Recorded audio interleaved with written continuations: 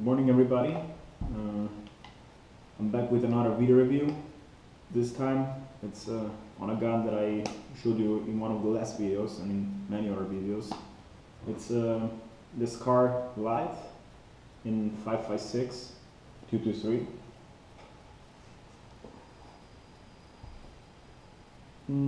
As you were able to see in some of the other videos that I posted up on my channel, this is a gun that I really frequently use. Every time I go to the range, I always carry it with me. It's one of the first guns that I was able to buy. I had to save up a lot to buy it. It's not really popular here in Europe like it's in the United States. I guess it's got to do with the fact that FN Herstal doesn't sell to civilians here in Europe, whereas it does in the United States. So the guns that recently hit the Swiss market, some based in Switzerland, actually come from the United States. The guns from the United States themselves come from Belgium, so the guns that make it to Switzerland travel from Belgium to the US to Switzerland, and the prices are horrendous. This little gun here that I have is actually not a SCAR 16S, but a SCAR Light. It's written here on the upper receiver, SCAR L. It's actually, I believe, a gun that was heading to a police department somewhere. They didn't sell the whole lot, and some landed up on the civilian market. It is, of course, a semi-auto only, as you can see. And it originally came with a 14.5-inch barrel. 40.5 is not bad, but I was looking for something more compact. And after like 2-3 years, I finally managed to buy a barrel, like a 10.5-inch barrel assembly from the United States, and have it imported here back to Switzerland. Swapped it up, and this is how the gun looks like. As you can see, it's really super compact, but stock in this position, that's about maybe 30-40 centimeters. Not bad for being a 5.56.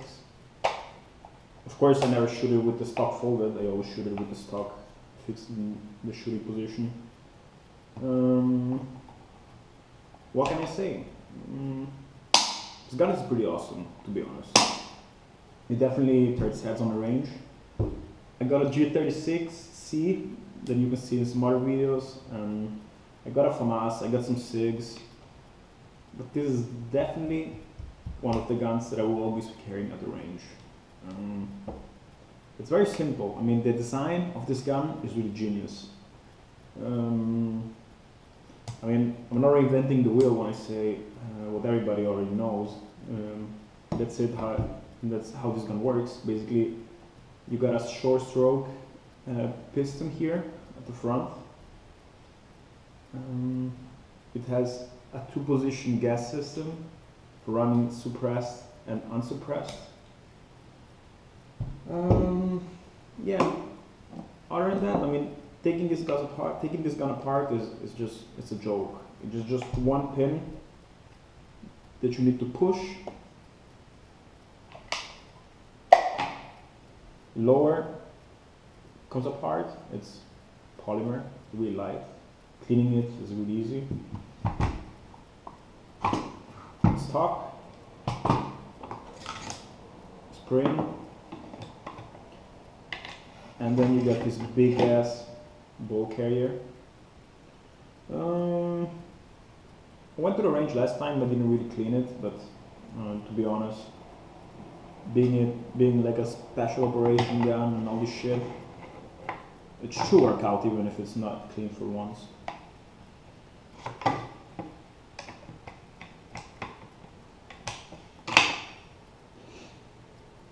Putting the gun together is really easy as well. I could do it probably blindfolded by now. Tack.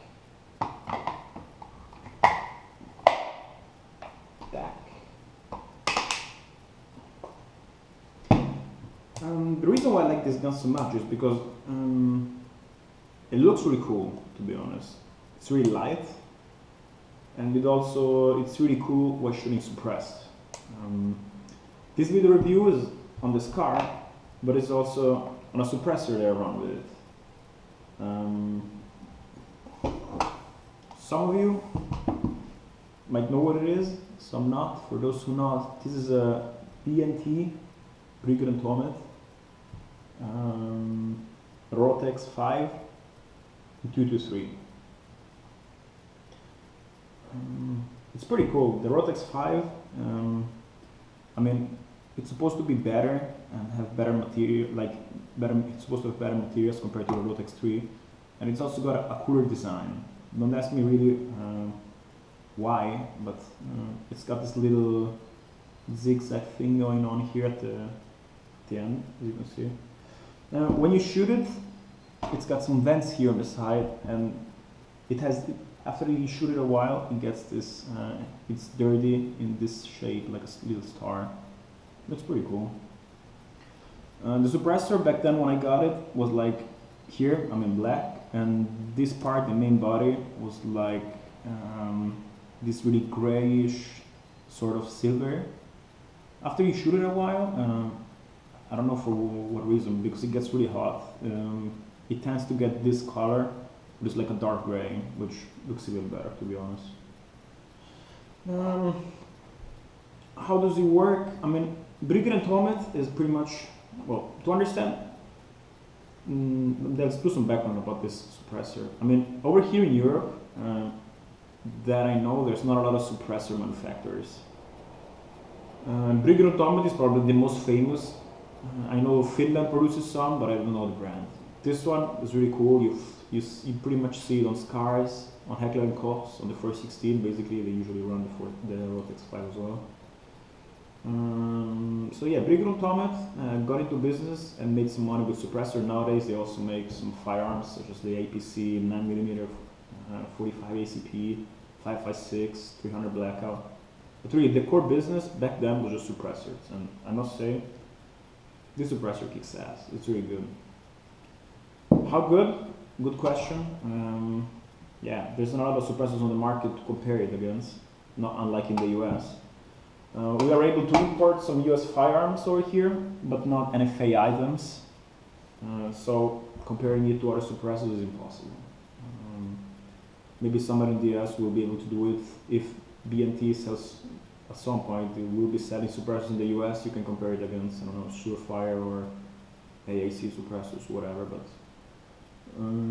I find this to be really cool, to be honest. I try to use it when I can. It's not always possible. When I can use it on this gun, I plan to use it also on the G36. The flash hider is missing so far. How does it perform? It's supposed to suppress around 30 odd something decibels, but I haven't measured it, of course. I don't want to download the app for the phone because I don't know how trustworthy it is, and I don't want to buy any special equipment just for the sake of saying, yeah, it's 31, 32.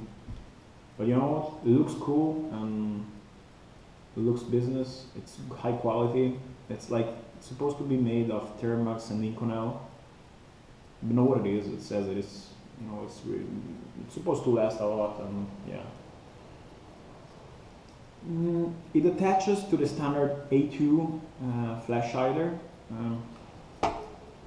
As you notice, on my Scar, I don't have an A2 flash hider, but doesn't really matter because here, I mean, this lock and the hexagonal shape in the back kind of works as well. I mean, this flash hider is a Vortex, also from BNT, which comes stock on the European Scars for law enforcement and military. In the United States, the gun comes with a primary weapon system muzzle device, I guess, and back then when I got my short barrel assembly, it came with some sort of weird 3-prong flash hider that doesn't really fit any suppressor that I know. Not even the US market, to be honest. I had to remove it and then put back the one that I had on my 14.5-inch barrel. And that one fits the Rotex. How do you work it out? Well, basically, you got a little, how do you call it, where this mechanism here, you pull it back, then you're able to push this thing out, Um, like this, you're able to fit the suppressor on the flash hider. Give me more clearance.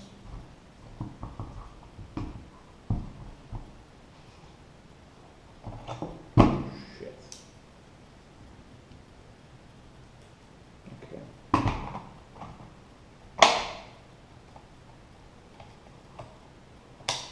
All right. As you can see now, once you get to the hexagonal part, then you can push this one back.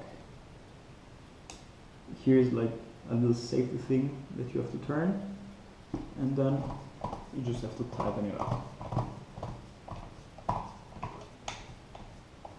I obviously opened it way too much.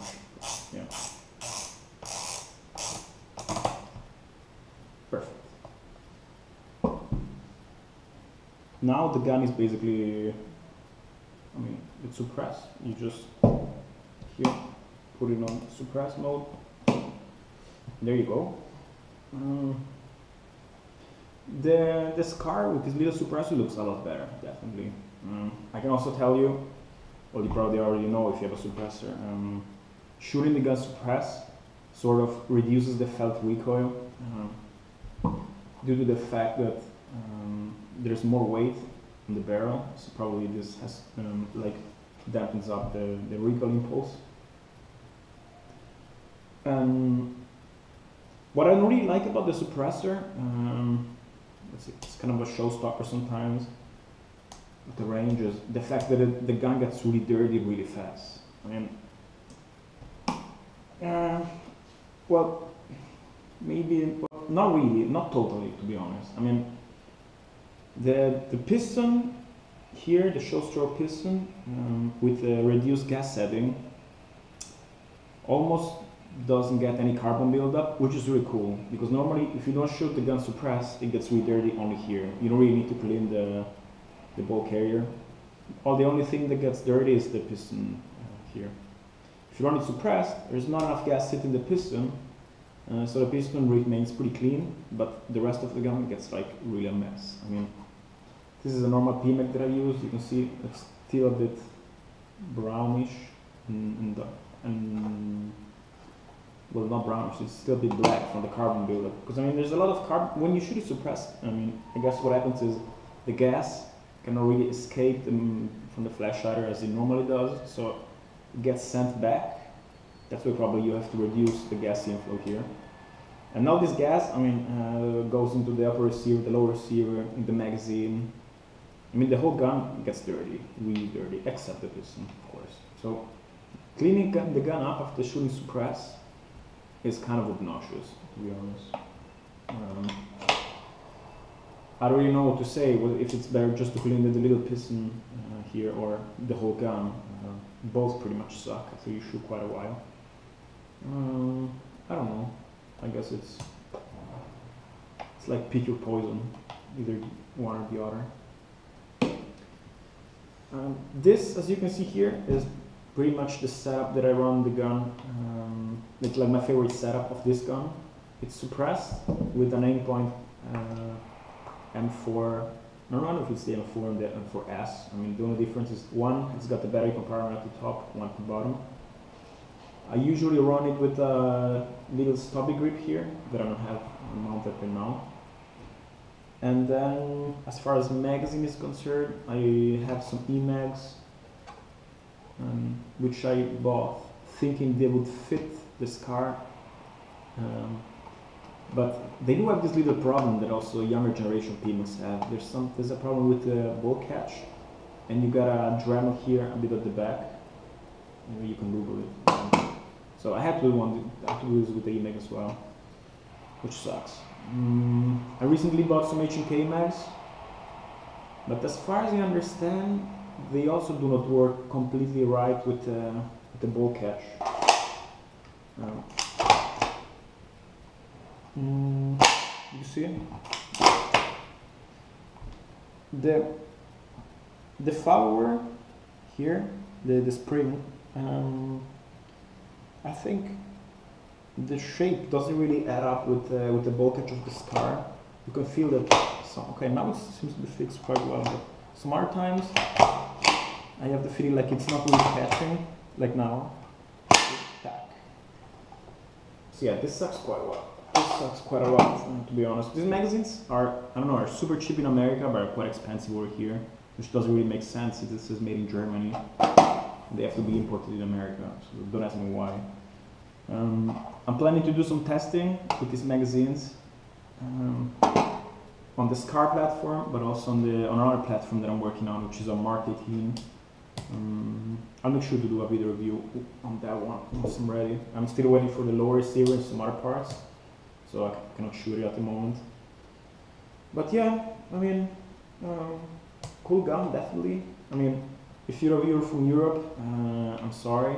To be honest, here in Switzerland, we're pretty lucky. We're able to own. Basically every gun that is semi-auto, and the market offers quite a lot, to be honest. They're pricey, but you can buy them. In other countries, such as Germany, Italy, France, I don't really know how it works out there. But for the European market, it's definitely one of the most exotic gun you can get your hands on. There are some more, like, talking about modern assault rifles, there's not a lot around here. There's SIGs, Styrogs, some ARs from Germany. Italy makes some ARs. I don't really like the design though. That's it. I mean, unlike in the US where you can find pretty much any gun, even if some are quite pricey. Here in Europe, you're pretty much stuck with a small selection. H&K makes something as well, but they're super overpriced here in Europe, which doesn't really make sense. Yeah, having said this,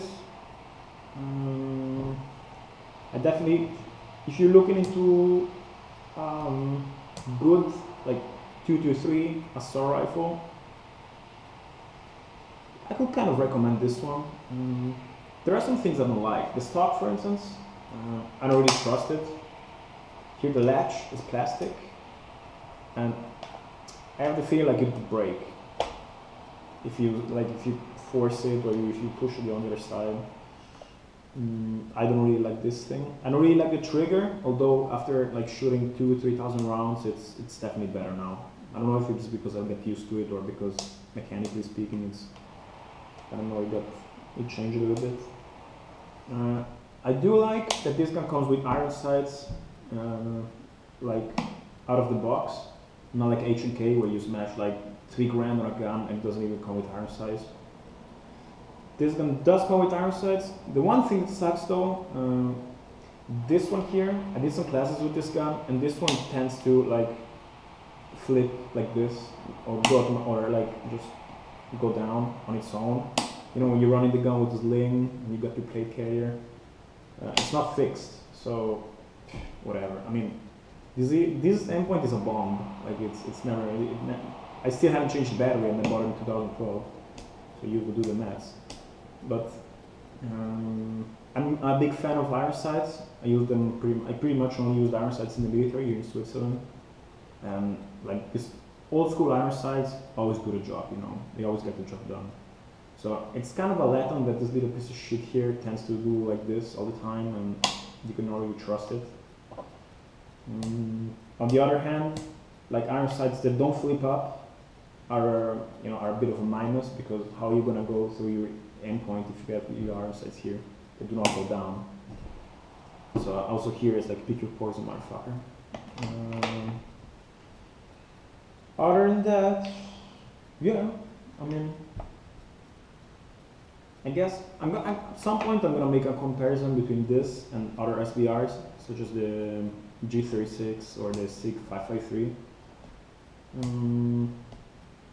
I really love SBRs. Yeah, I'm looking forward now that I have more time and more funds at disposal to expand my collection. I'll definitely come back with a comparison of more SBRs to give you a little perspective on how this gun stacks against other European competitors. But yeah, for the time being, if you want to see this gun in action, I have some other videos. I shot it with the FAMAS, I shot it with the G36, I shot it alongside the SCAR H, which I also own. I might make a review on that one at a later stage. But yeah, if you enjoyed the video, hit like, leave a comment if you want to know some more things about the gun.